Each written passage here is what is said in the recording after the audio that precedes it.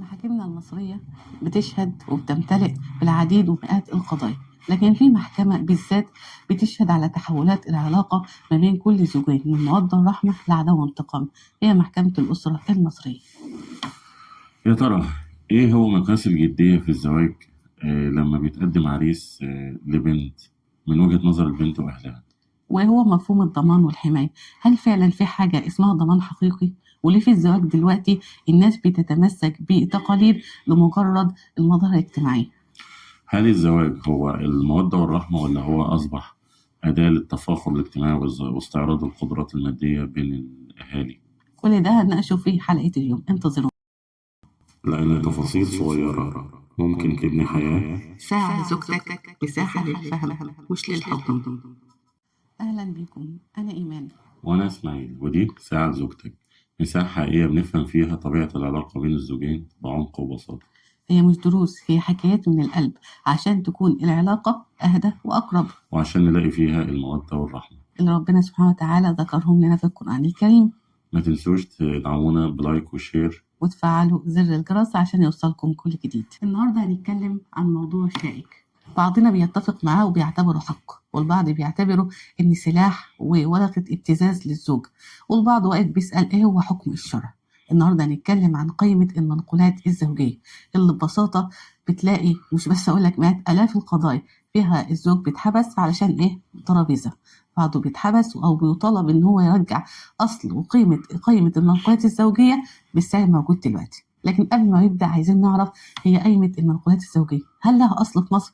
وفين أول قائمة، أو هل عندنا في التاريخ مثال عليها؟ أصل القايمة يعني حسب ما قيل إنها كانت فكرة يهودية لليهود اللي كانوا موجودين في مصر، وتاريخها أقدم قايمة موجودة مكتوبة في مصر كانت من حوالي 850 سنة، بالظبط سنة 1160 ميلادية، وكانت بتشمل مواصفات تشبه مواصفات القايمة اللي احنا بنكتبها حاليا. موجود فيها معالق وشوك وحاجات من دي؟ لا طبعا مش بالظبط، لكن كان موجود فيها حاجات شبهها. يعني خلينا أقرأها لك: معالق، بوردة، رداء قلموني، جوكانية. طبعا أنا مش عارف يا جماعة الحاجات دي، بس دي أكيد كانت حاجات العروسة بتجيبها وقتها من 1160 ميلادية. كوز زيت بغطاه، سطل، طاسة، حاجات كده. طيب ليه العادة دي اتوجدت في مصر في الوقت ده أصلا؟ لأن طبعا المسلم من حقه يتجوز أكتر من زوجة، له 4 زوجات، ومن حقه يتجوز الكتابية. نعم. فكان المصريين المسلمين بيتجوزوا من بنات اليهود الموجودين في مصر، بس كان مش ميال إنه يبقى له أولاد منها، أو وممكن لو هي رفضت التعدد يطلقها ويتجوز غيرها. فعشان اليهود ما عندهمش فكرة التعدد وما بيقبلوهاش، فعشان يمنعوا الموضوع ده أو يحجموه اخترعوا موضوع القايمة ده، بحيث إن لو أنت هتطلق بنتي فأنت هترد لها كل الحاجات اللي أنت جبتها دي، وبما فيها المجوهرات بتاعتها أو الذهب في الوقت ده. كنوع من الضمان، ما كمان كنوع من الضمان. لا، وهو ممكن نقول إنه كان ضمان، وكان برضه نوع من الضغط، بحيث إن يعني أنت هتلاقي حاجة توقفك شوية. الغريب بقى إن بعد فترة القايمة دي رغم إن اللي عملها اليهود بس، لكنها بقت موجودة في المجتمع المصري كله، وبقى كل الناس بتستخدمها، وبقت عرف سائد لحد ما اكتسبت قوة القانون.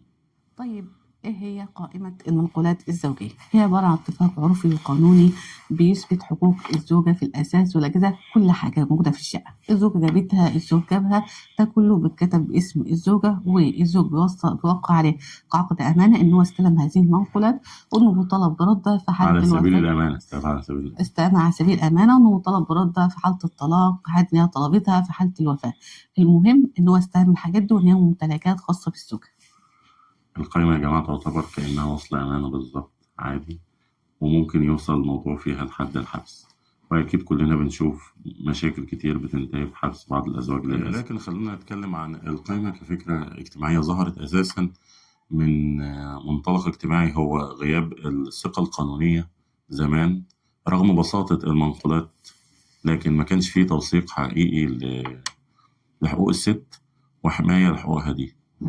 يعني كان الموضوع كله حماية مالية ومادية للست مش رمز للخوف. لكن للأسف دلوقتي القايمة تحولت من حماية إلى ورقة ضغط وابتزاز، وللأسف أحيانا أداة للسجن. بس ده من وجهة نظر الراجل مش من وجهة نظر الست ولا أهلها.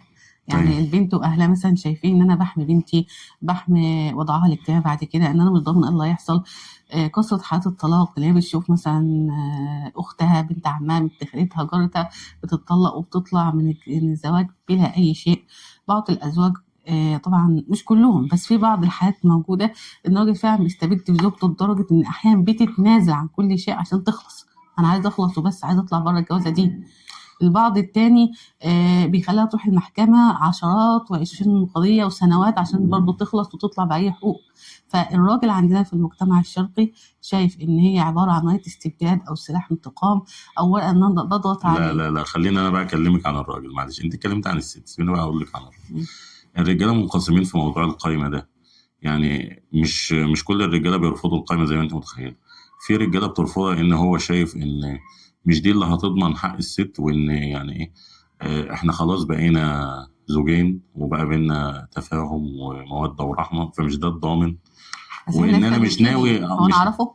ما أنا ما أنا أنت ليه مخوناه من أنا قبل ما النهاردة جاي تعرفيه؟ واحد يتجوز بنتي وأنا شايف حالات مئات العشرات من حالات الطلاق دي. احنا دلوقتي كم حالات الطلاق كل دقيقة؟ كم عشرات مئات حالات الطلاق. صلى على انا النبي. ضامن ايه لبنتي؟ انت صلى على جاي النبي. تتقدم وتقول لها صلى الله عليه وسلم، طب انت جاي تقول لها تقدم بنتك يا عمي وشاري هقول لك على حاجة، اضمنش. آه... انت لو رايحة تعملي انترفيو في لوظيفة، هل بتقولي لهم هو انا لما اسيب الشغل هتدوني مكافأة نهاية الخدمة كام وكده لا من قبل ما تشتغلي؟ لا. يبقى ما هو بنفس المنطق. ما ينفعش تقول لي لما نتطلق هنعمل كذا وكذا وكذا وهاخد حقي كذا وكذا. انت بتتكلمي في النهاية قبل ما نبدأ البداية. هو ده الطبيعة مش اصلا ان منطقي. احنا بنبتدي عشان نكمل، ايوه، لكن اللي بيحصل الاصل في في الواقع ايه؟ ايوه، الاصل في الزواج في الاسلام ان الزوجين بيتجوزوا عشان يستقروا ويبنوا بيت ويأسسوا. وجعل لكم من انفسكم ازواجا تسكنوا لتسكنوا. اليه، دي بالظبط. سكينة، دعوة للسكينة بالظبط. واعمار الارض. يعني الاصل ان الواحد مش بيتجوز عشان بعد شويه هيطلق. لا، هو بيتجوز عشان يكمل. تمام. وبما ان ده، فما ينفعش بقى تقول لي لا خلاص لما نطلق بقى اعمل كذا وكذا وكذا وانا اخد منك كذا وكذا وكذا. بس انت عايز تقول انك هتيجي تتقدم عشان تتجوز بنتي، اقعد وسط اهلي وعمامها واخوالها اقول مش هكتب لها قايمه؟ ازاي؟ ضمنت ايه البنت؟ ابسط حاجه تقول انت هتبيع بنتك بالرخيص يا عم؟ انت ايه اللي ضمنك انت؟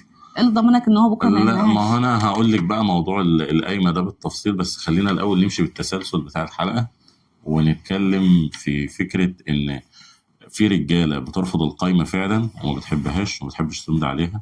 بس هو حتى بقى في شايف. حمله دلوقتي مشهوره ان هي ضد القايمه. ايوه. حتى في داعيه شهير دلوقتي كان هو متزوج وحصل مشاكل بينه وبين زوجته، فهم اكتشفوا ان هو كاتب مش عامل قايمه خالص. بس هو ليه وجهه نظر من ناحيه الشرع، هو كتبها في منشور احنا هنستعرضها في اخر الحلقه، واللي فعلا هو باين فيها حكم الشرع، انت جايب ايه وانت جايب ايه. تمام. وفي نفس الوقت هو اصلا كمان مش هنقول مأمن نفسه، هو كتب اللي هو الوضع الحقيقي لحالته في الورق عشان ما نظلمش نقول مثلا او نحكم على غيرنا. هو كتب الوضع الحقيقي ان هو دفع مهر وعمل مؤخر، وبالتالي هو اقام الشرع ان هو ده حقوقها. طيب خلينا بس نكمل. وفي رجاله بقى شايفه انه عادي، انا شاري وما عنديش مشكله ان انا امضي على القايمه.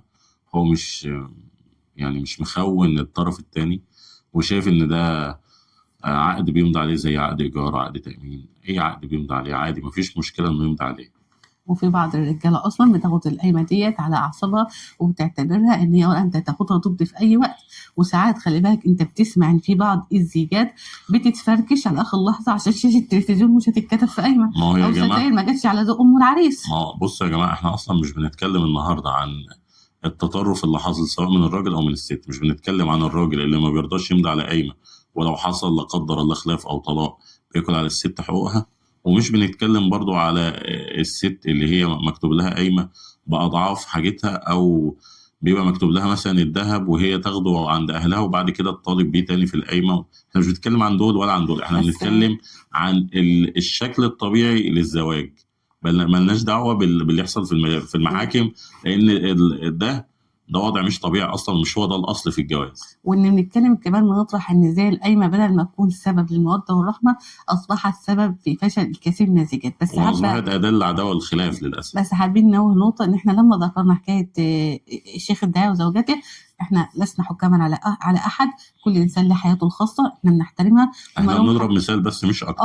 نضرب بس من حالة واقعية موجودة دلوقتي أصلا ترند في كل اما الصفحات، لكن هم لهم حياتهم الخاصة وبنحترمها وما بنحكمش هو صح هي صح، مالناش دعوة. القايمة النهاردة بتعكس لنا أو مرآة بتوضح لنا مدى اضطراب العلاقة اللي بتبتدي بها الزواج في مصر.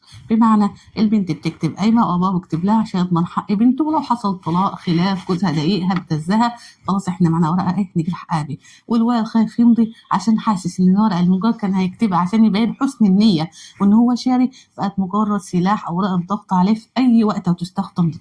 والقانون واقف عايز يضمن حقوق الطرفين، لكن في النهايه القانون مش طرف في العلاقه دي.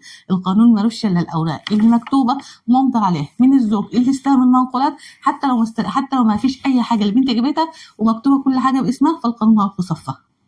الخلاصه يا جماعه ان القايمه في مصر ما عادتش مقياس للحب او للخوف، هي بقت للاسف اداه بتستخدم في غير موضعها الاصلي. فالحكايه بقت انت بتمضي وانت مطمن ولا بتمضي وانت قلقان وعندك هواجس ضده او مضطر عشان الموضوع ما يبصش.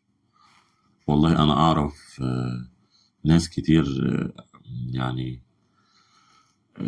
كانت جوازاتهم هتتفشكل. طبعا بعيدا عن اللي جوازاتهم اتفشكلت، في ناس كانت جوازاتهم هتتفشكل بسبب طقم كوبايات حقيقي وفلتر ميه وحاجات غريبه، حاجات بسيطه قوي يعني. سجاده جايه من لون معين، ان عايزين نثبت دي، لا مش هنثبت دي، لا.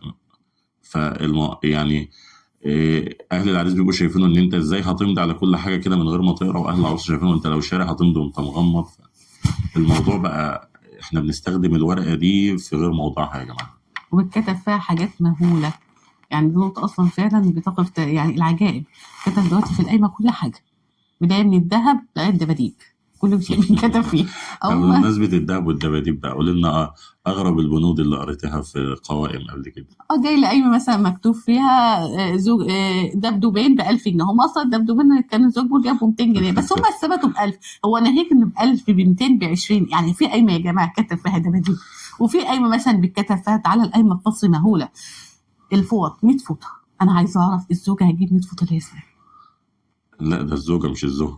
لا 100 فوطة ليه 100 فوطة يا جماعة؟ ليه غسالة أجانب وغسالة أطفال؟ البوتاجاز، الميكروويف، اللي مش عارف انواع ايه اللي احنا جايبه ماركات. وساعات بيتكتب كمان في القايمه حاجات ما جاتش اصلا والزوج هيمضي على احنا خليتنا نشتريها، او انت بقى هاتها، او مثلا مش بس العدد المهول، لا الذهب اللي بيتكتب وممكن في حياه تغضب وتروح وتوديه لاهلها. لا طب انا خليني اقول لك انا على بند اغرب، ان مثلا لو واحد عايش بره واخد الجنسيه وعايش بره وجاي يتجوز هنا في مصر، او عايش بقاله فتره طويله بره وهياخد زوجته ويسافر على طول، بعدين ينزلوا بقى يجهزوا شقتهم، وبعدين فاهل العروسه يقولوا له امضي على القايمه ولما تيجي هنبقى نجهز لك على مهلنا. طب هل ده بيحصل على ارض الواقع؟ بنسبه 60 70% من اللي بيعملوا كده ابو العروسه ما بيجهزش حاجه اصلا. انت مضيت على قايمه وهميه للاسف.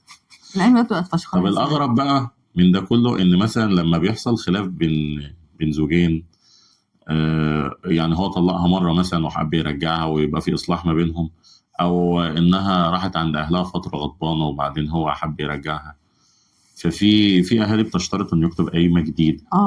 ده حقيقي. يعني هو مثلا متجوزها بقاله 10 سنين، طبعا القايمه دي قيمتها قلت كتير، فيقول له لا اكتب لي قايمه جديده وامضي عليها. ده حاجات جديده، حاجات ما جاتش اصلا بس امضي عليها. هو اصلا قايمه جديده. طب وفي اغرب بقى كمان ان في فوق القايمه ديت يعني انا اعرف واحد كانت بنته اتطلقت، فلما جوز بنته حب يرجعها اشترط عليه انه هيمضي وصل امانه ب20,000 جنيه. طبعا ده من قديم شويه يعني من فتره، بس كان مبلغ وقتها. علاقة انك تمضي وصل ب20,000 جنيه بالجواز؟ انا برجع مراتي عشان يضمن. انا جاي اخد قرض. ايه الضمان في كده؟ اللي بقول لك دلوقتي اصل القايمه بقت لهم الفشخره. ايوه ما هو كده الموضوع بقى بيزنس يا جماعه، معلش ما كده ما عادش بقى لا جواز ولا موده ولا رحمه، هو بقى بيزنس وانا بحسب المكسب والخساره فيه. انا بضمن بالفلوس. اعلى مكسب بنتي تحاول لو اتطلقت هتخرج بايه من الجوازه دي. احنا مش اصلا مش مرجعينها او مش بنصلح عشان البنت تستقر، لا احنا خلي بالك في اي غلطه او اي منها خلاص. دلوقتي فعلا تشوف كميه الزيجات اللي الواحده ما كملتش سنه وغضبانه في بيت باباها ومرفوع بها قضيه، يلا بقى تعالى قابلنا في المحكمه هناخد حق بنتنا. هتاخدوا حق بنتكم في ايه؟ في قايمه كتبت اصلا بحاجات لا تتفق مع الشرع. معلش يعني هو شرع ربنا ايه اللي بيقول ان احنا نجيب كل الحاجات اللي بتتجاب في الجهاز ده؟ ده احنا بنشوف في العروسه بتفرق شقتها حاطه تحت السراير، حاطه فوق الدواليب، حاطه فوق النيش. قول لي ايه فايده النيش في النيش ده الجواز؟ متحف، ده جاي من المتحف، بتجاب هربان من بالاف، المتحف المصري يا جماعه. بالاف عشان نحطه في الشقه مجرد منظر وشكل فشخره. كم عربيه راحه بتودي عفش العروسه. المنظر ده بقى مستفز جدا. فكره اه ان العفش بيتنقل في عربيات كتير قوي، ونقفل الطريق ونضايق الناس، لا سيبك من ده. ونعمل مزيكا لا ونتفشخر في الفاضي يعني. وانا كانت لبنت بالذات قايمه الموضوع ده دلوقتي في بنص مليون الموضوع ده في بتعتبر. الارياف يا جماعه بقى صعب قوي، لان لازم كل واحد بينقل عفش لازم ينقله بالطريقه دي، عفش بنته، عشان يتقال شايف جايب لبنته قد ايه. والناس تحكي وحماتها تحكي. لا ودلوقتي كمان ده في حاجه تانية، في بعض الناس او بعض اماكن هي ما بتجيب لنفسها تجيب لحماتها، هتجيب نفسها غساله وحماتها غساله، بوتاجاز وحماتها بوتاجاز، هتجيب نفسها مثلا تغير مرتبه تجيب لحد الشاشات بتجيب لحماتها شاشه معاها. طب انا معلش هو انا هو الاب بيجوز بنته عشان يجيب بنته شاشه ويجيب لحماتها شاشه تحت بنت ايه يا جماعه؟ هو ده يرضي ده هو ربنا؟ بيجهز بنته وبيجهز حمات بنته كمان. هو ده يرضي ربنا؟ القايمه هي دي قايمه ترضي ربنا؟ هو ده نفتح بيت اتنين هيتجوزوا عشان نقول لهم يلا هنقلب بين قلبين في الحلال وهنعمل انشاء بيت مسلم، وفي الاخر ابقى انا الاب يطلع مدين، مدين حرفيا من جواز بنته، والزوج بيدخل مدين برضه. العفش اللي بيجيب قد كده عايز كذا وكذا وهي عايزه كذا وكذا وهنقعد نقسم، وبعدين هي دي قايمه ترضي ربنا؟ هو ده فعلا موجود في الشرع؟ هو كده الزوجه بتضمن حقها؟ طيب يا جماعه، عشان بس نبقى منصفين. نبقى منصفين، ايوه، ونحسم الجدل. في البلاد اللي حوالينا تقريبا، في البلاد العربيه ما فيش حد بيعمل القايمه غير تقريبا هي الاردن. الخليج كله ما بيعملهاش، لكن الزوج بيجهز بيته بيدفع مهر وغالبا بمبلغ كبير، بس طبعا ده بيفرق في مستوى الفرد الأعلى، الدخل الأعلى هناك. في تونس ما فيش حاجة اسمها قايمة. في السودان في حاجة اسمها الشيلة، ده اللي هو الجهاز، وفي حالة الطلاق الست بتاخده مع إن الزوج هو اللي بيجهزه. لكن القايمة بشكلها الطبيعي ده اللي هو بتوصل للمحاكم والسجن تقريبا مش موجودة غير في مصر. طيب انت ايه رايك الشخصي يا اسماعيل في القايمه، مع ام ضد؟ هو انا كشخص المفروض ماليش راي شخصي في القايمه، يعني انا هقول رايي الشرعي مش رايي الشخصي. هو ده الراي اللي انا ارتضيه لنفسي يعني والغير. هو ان المفروض ان الراجل بيدفع مهر، سواء بيدفع جزء منه في الاول وبيبقى الباقي عليه مؤخر وده بيبقى دين عليه، او بيدفعه كله في الاول سواء بقى فلوس او ذهب، وبيجهز بيته بقدر استطاعته. طب وانت رايك ايه بقى؟ والله انا اتفق معاك ان احنا لو طبقنا الشرع الموضوع هيكون يعني اقرب الى الموده والرحمه. الست عايزه الراحه والسكينه والموده وبتتجوز عشان تعيش حياه مرتاحه. فانا شايفه ان لو احنا طبقنا الشرع والرجل جاهز بيته فده اول حاجه يكون اخف على الاب. يعني انت لو انت وافقتي من باب ان انت تخففي على والدك وان انت ما تبصيش ده بنت عمي وبنت خالتي وان انا هعملها ان هو جاهز بيته وانا هاخد مهري وكتب لي المؤخر بتاعي اللي هو حق الشرعي، فده انا كده خففت على والدك قايمه بمبلغ جزافي وديون ملهاش لازمه. تاني حاجه ان احنا هنعملها من باب ان احنا الموده والرحمه والتقوى، اللي هو معيش ويجهز على قده. مفيش داعي ان احنا نجهز زي فلان وفلان وفلان ونجيب حاجات هنعينها لسنوات وسنوات وقد تفضل لاولادنا واحفادنا كمان يتوارثوها. اه والله ده حقيقه. فانت لو جهزتي بيتك وابتديتي معلش باللي انت محتاجاه فعلا، اللي انت محتاجاه اللي هو يسهل لك حياتك الزوجيه، وحتى لو كانت حاجات بسيطه جدا ومع الايام هتكبروا مع بعض وتجهزوا مع بعض وتكملي كل بيتك، فده هيكون اقرب. النبي صلى الله عليه وسلم يقول يعني ايسرهن مهرا اكثرهن بركه صلى الله عليه وسلم. والنبي عليه الصلاه والسلام اخبرنا ان ثلاثه حق على الله عز وجل ان هو يعينهم، وده اخرجه الترمذي، منها الناكح اللي بيريد العفاف، فانت اعملها من باب التيسير.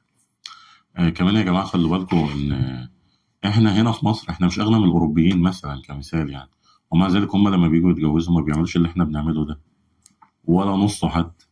الموضوع بيبقى عندهم ابسط من كده بكتير. وهنروح بعيد ليه؟ يعني خلونا نبص على ابائنا واجدادنا كده زمان. هتلاقي ان معظم الازواج يعني اللي متجوزين مثلا في الستينات والسبعينات كانوا بيتجوزوا سوري يعني، ولا في غسالة ولا كان في تلاجة ولا حتى بوتاجاز، كانت الواحدة بتتجوز بوابور اه وعادي خالص. واحنا كبرنا لقينا في اهالينا عندهم كل حاجة، جابوا البوتاجاز والغسالة والتلاجة وجابوا كل حاجة وعاشوا حياة هادية ومستقرة. فالنقطة الفاصلة هنا هو مش أنا هجهز بيتي بإيه، الفكرة يعني إيه. النبي عليه الصلاة والسلام صلى لما الله جه عليه وسلم. يتكلم عن الموضوع ده قال بالنسبة للزوج إيه، إذا جاءكم من ترضون دينه وخلقه تزوجوا. فزوجوه. ما قالش بقى لا فلوسه ولا إمكانياته ولا الكلام ده. وبالنسبة للراجل قال إيه، تخيروا من طرفكم فإن العرق دساس. وبرضه من استطاع منكم بقى، مش هنقول لا اي ده حاجه كده. هنتكلم فيها بقى كمان شوية، بس خلينا هنا في النقطة دي. آه، تخيروا. فهي الفكرة الاختيار أصلا مش أساسه التجهيز والقايمة والكلام ده. يعني حتى في حاجة أغرب إن ممكن بيبقى في رجالة عايزة تجهز بالكامل وعندها القدرة والاستطاعة لكده، بس البنات أو أهاليها ما بيرضوش وبيعتبروا إن ده خروج على العرف، بل وخروج عن الحق والشرع، مع إن ده أصلا ملوش علاقة بالشرع خالص على الإطلاق. ده عرف اجتماعي الناس اعتمدته مش أكتر، ما هوش من الشرع. طيب عشان نحسم الجدال، انت رأيك ان يعني في وجود القايمة ايه الشكل الامثل ليها؟ والله لو الزوجه جابت حاجه في البيت لها حق ان هي تكتبها، وان الزوج بس تكتب الجزء الخاص بيها هي. فقط. اه ولو الزوج هو جاب حاجه في البيت، او هو جاب جاهز البيت كله، فده يتكتب ان الزوج هو اللي جاهز البيت، وان هو ده تجهيزه وكتب في عقد هو ما الزواج. استلمش منها منقولات. ايوه، ويثبت ذلك في عقد الزواج. طب لو هما اتنين اشتركوا كل واحد يكتب كل حاجه هو جاب، طب لو الزوج حب يكتب من نفسه طواعية ومحبة لها ان هي اللي جايبه كل حاجه، فيكتب على انه جزء من مهره وليس ان هو استلم هذه المنقولات. يعني يكتبها على انها جزء من المهر، بس عشان ايه، ينفع نفسه ان دي امانة عليه وان واجب ردها وكده. وده افضل، اعتقد ده الحل الامثل عشان نهدي الموضوع، يبقى احنا لا مع ولا ضد. وطبعا في حالة ان الزوجة جابت حاجة فده حقها انه يتكتب.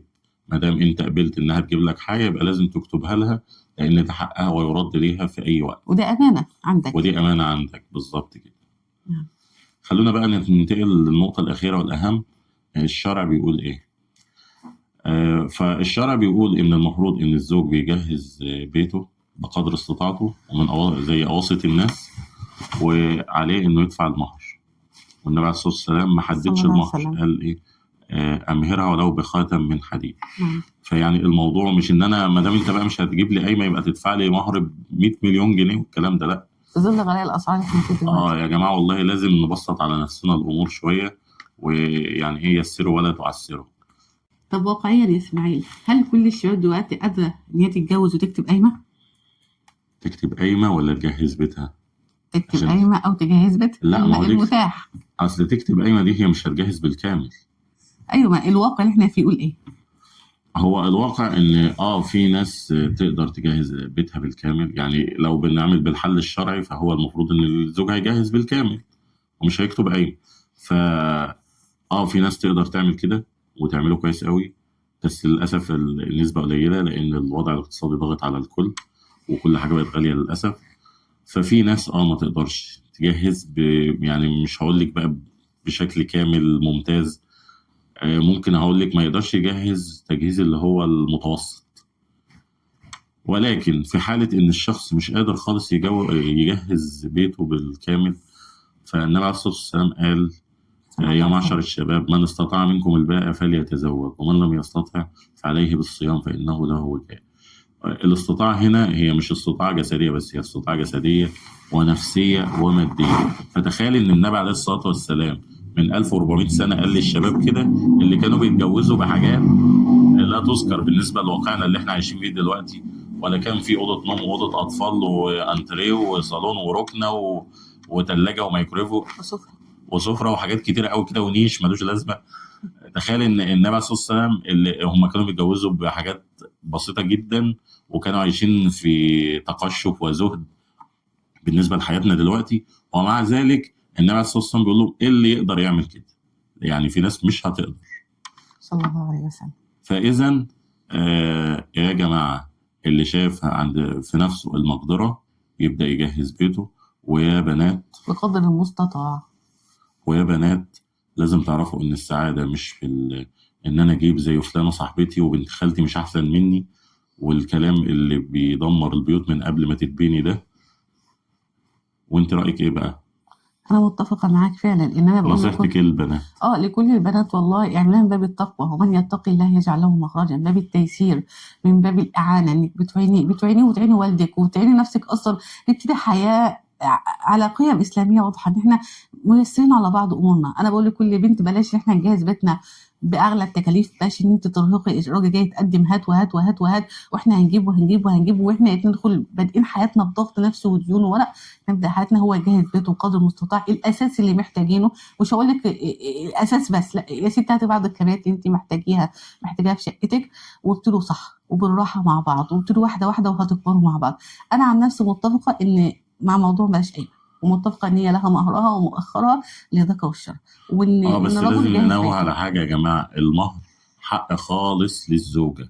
نعم. يعني ايه؟ يعني ايا كانت القيمه اللي الزوج هيدفعها كمهر، سواء كانت فلوس او ذهب، فده حق خالص ليها لوحدها. يعني ابوها ما يقدرش ياخده او مش من حقه، اخواتها ما يقدروش ياخدوه. وآتوا النساء صدقاتهن هن نحلة، نحله. فإن طبن لكم عن شيء منه نفسه فكلوه هنيئا مريئا. زوجها ما يقدرش ياخده الا برضاها، وان هي يعني ايه تديهوله بملء ارادتها وطواعية. لكن فكره بقى ان ده ذهب بنتي وانا اللي جايبه لها، او ده حقها فانت ما انتش هتاخده وابويا اللي ممكن ياخده، او ان هو الزوج يقول لها ده ذهبي وانا اللي جايبه وهاخده وابيعه. صح. الكلام ده مش الشرع برضه، عشان الرجاله ما تضغاش على الستات. المهر حق للزوجه فقط، بل ان هو لو انت خليت جزء منه مؤخر آه، كمهر، فده دين على الزوج نعم. لا يسقط عنه إلا بأدائه، أو إن هي تسامحه وتعفو عنه. يعني لو مات الورثة ملزمين إنهم يسدوا للزوجة مهرها. أيوه. طيب النقطة الأهم بقى، إن إحنا بنكتب القايمة عشان خايفين. أنا عايزة أقول لك ما تخافيش، قلت لك ومن يتقي الله يجعل له مخرجا. أنت اتقيت ربنا عز وجل وبدأ حياتك أصلا عشان تكملي. فلو حصل ما بينكم خلاف كذا، أو افتكر القاعدة ربنا عز وجل وضعها عنه، وإن يتفرقا يغني الله كلا من سعده. أنت بقى ولا تنسوا الفضل بينكم. انت لو حصل مشاكل منكم، تيقني ان ربنا لن يضيعك. انت طالما اتقيت ربنا عز وجل في البدايه، ووقفت معاه وكنت عايزه تكملي، ورضيتي بمهرك لربنا عز وجل، ورديتي له حاجته، ما خدتيش بقى، ما خدتيش حقه، وما خدتيش في المحاكم، ما خدت. مش عارفه ازاي الزوج بيحس لما زوجته تدور المحكمه وتاخد كل حاجه هو تعب فعلا وشاء عشان يجهز البيت ده. فهو انت واخده حاجه واصلا مش مسامح فيه. انتوا بتصنعوا مثلا الزوجات اللي بياخدوا حاجات عفش البيت كله اللي الزوج تعب فيه وجهزه، وساعة الطلاق خدت كل حاجة. ايه اللي بيحصل؟ هل كده فكرت لحظة ان هو مش مسامحك، ان خدت حق مش حقك، ان هو حتى القانون اعطاهولك بالورق اللي معاكي ده، ان هو دلوقتي هيقعد تاني يقتص منك يوم القيامة؟ فلو انت والكلام برضو للأزواج يا جماعة، ما ايوه. تاكلش حق مراتك أو طليقتك لمجرد إنك يعني إيه تحرق قلبها على الحاجة، أو إنك تنتصر عليها في الدنيا. يا جماعة إحنا مش في صراع، إحنا بنتجوز عشان نستقر ونبني بيت مسلم وحياة مستقرة وسعيدة. فلو مش هنعمل كده يبقى الجواز اصلا ملوش لازمه. احنا الجواز اصله الاستقرار مش اصله الطلاق. طب واللي اصلا يعني بيوصل المحكمه وبتاخد قيمتها كامله بكل ما فيها، حتى حاله اللي الراجل تعب وجابها بشقاوة تعبه، هو بيكون نصراي. دايما بتتجوز تاني على العفش ده، دايما بتبيعه عشان تفك زنايا فيه، دايما تاخده بعض للاسف الحالات. بيتبيعوا بخس. هتاخده وتعيش عليه. ده اما حد من افراد عيلتها بياخده ويتجوز على حد من حصل. اخواتها، وده في اه. الواقع. وبعضهم يس. بيتركن في المخزن لحد ما ما العفش الاساسي التراب يملأوا الفرن تاكله وقيمته للاسف. وتنعدم قيمته. ففي النهايه هي التقوى هي المعيار، تنفيذ شرع عز والله يا وجل. جماعه يعني من واقع الزواج انا بقول لكم ان بعد سنين جواز وبعد التآلف والعشره بين اي زوجين بتكتشفوا ان الحاجات دي لا قيمه لها على الاطلاق. حقيقي. وان القيمه ان انت تحط راسك على المخده بالليل تنام مطمن، وهي تنام مطمنه انكم جنب بعض وانكم بتساندوا بعض في الحياه. والحياه بقت قاسيه يا جماعه، فبلاش تصعبوها على نفسكم اكتر. هو لما الزوج لا سمح الله بتحصل له مشكله مثلا او تعب او مرض، مين اللي بيشيله؟ مش زوجته. زوجته. بتلاقي الست فعلا قويه وشديده، بتنزل تشتغل وتشيل جوزها وتسد البيت، وكأن بس مش ناقصه اي حاجه. يقول لك انا اشتريت بنت اصول، وهي لما بتتعب جوزها برضه بيشيلها وبيقف معاها وبيجري عليها وبرضه يا وبيجري بيها جماعة عشان عشان عارف إن الحلقة دي شائكة ومش هتعجب كل الناس، إحنا بنتكلم عن الأصل، مش بنتكلم عن الحالات الشاذة اللي هي إن زوج بيرمي زوجته أو زوجة بتفتري على زوجها أو تخلعه غيابي والكلام ده. إحنا ما بنتكلمش عن الحاجات دي خالص، إحنا بنتكلم عن بتاخد الأصل، حاجة مش حقها عن الصح اللي المفروض يكون موجود في بيوتنا. يا جماعة القايمة فعلا مش ضمان، مش الأمان، مش الإثبات إن هو بيحبك ولا إنه شريك. القايمة هي مجرد ورقة إحنا بنعملها عشان الناس بتحقق بنتنا، بس في النهاية إحنا دعوة لكل واحد جهز بيتك باللي تقدر عليه. وأنت يا واتق بنوتة الله في زوجتك.